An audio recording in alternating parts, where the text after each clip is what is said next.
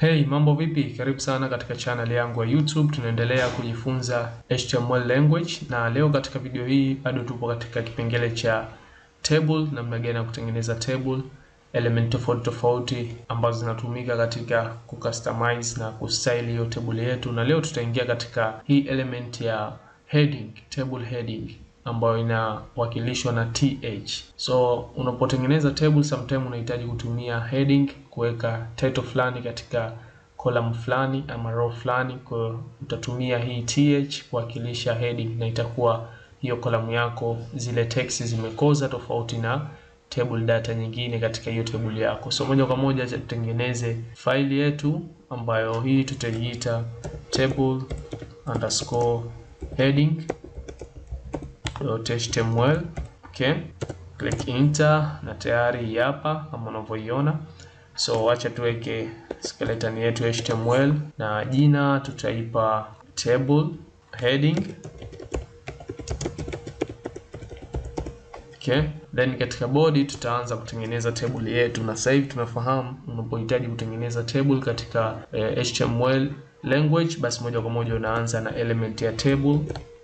Ndio kitu cha mwanzo kabisa ambayo inakuwa na open na closing tag. Tumeshajifunza katika video iliyopita, lakini ndani yake ndio zinakuja hizo element nyingine ama hizo tag nyingine. So tunakuwa na table row, tutatengeneza hapa simple table kuweza kufahamisha hii table heading the way inavyokuwa na inavyoonekana katika web page zetu tunapo display katika browser. So tayari table row ya kwanza, ambapo mimi nipo na table row katika hii table yangu takriban 3 hizi.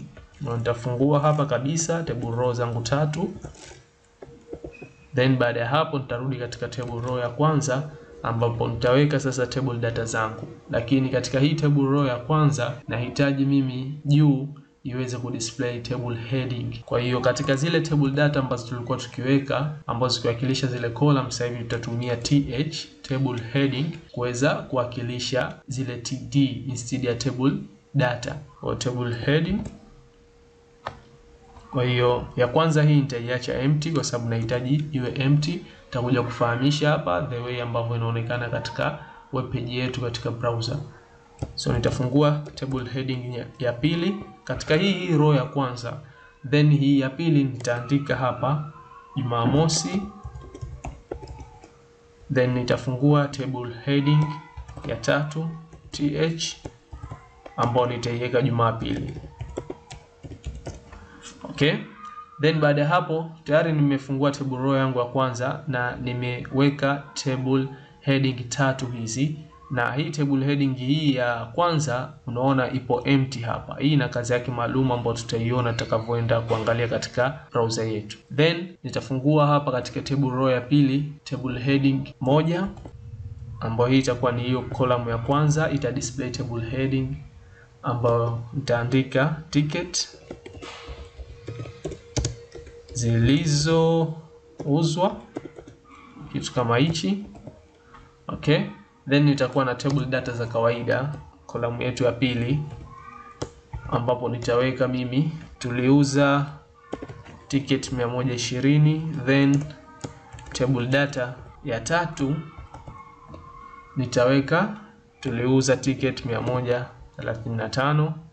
Baada ya hapo nitakuja katika table row ya tatu, nayo katika table data ya kwanza nitaweka th table head, then nitaipa jumla ya mauzo. Okay, then nitafungua table data katika hii row ya tatu td, ambayo hii itakusanya kile kiwango amount ambayo tumepata tulipouza zile ticket ambayo ni $600. Then nitaweka table data ya tatu ambayo ni $680. Okay, then baada ya hapo nitakuwa tayari nimemaliza. So tukiangalia HTML document yetu, tukizisoma hizi kodi zetu hapa kabla ya kufungua katika browser hii document yetu, tumeanza na element yetu ya table, then tukaja na element ya table row, ambapo vitu hivi viwili tayari tumejifunza katika video iliyopita na tunavielewa vizuri, lakini table head ama th ndio element ambayo tumekuja kujifunza katika video hii ya leo. th, table heading, na utaona the way ambavyo ina display na utofauti wake uliopo baina ya th na td. So table row hii ya kwanza imekusanya table head zote tatu, lakini table row ya pili imekusanya table head moja na imekusanya table data mbili. So wacha tu save file yetu na tuje katika file explorer kuifungulia katika browser ambapo ni hii table heading. Uta double click, itafungua katika browser kama hivi. Na kama unavyoona table heading yetu hii hapa, the way ambavyo imedisplay ikiwa bolded kama hivi unavyoona.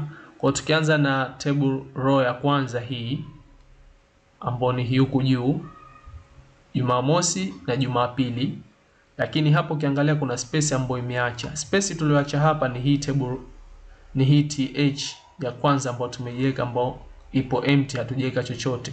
Mfano nikiweka vidoto hapa vitatu, nikisave control s, nikirefresh katika browser yangu hapa, umeona hivi vidoto vitatu ambavyo vimetoka. Hii kimaanisha kuwa th ambayo ipo hapa empty ndio hii space ambayo tumeipata hapa. Kwa just tumestyle table yetu kama hivi, na ingekuwa haipo hii basi table yetu isingepangika vizuri. Mfano kama hapa nimeifuta control s, nikirefresh, umeona table yetu haijapangika vizuri. Jumamosi imeanza huku, Jumapili hapa, na huku mwisho hakuna lolote katika hii column ya tatu.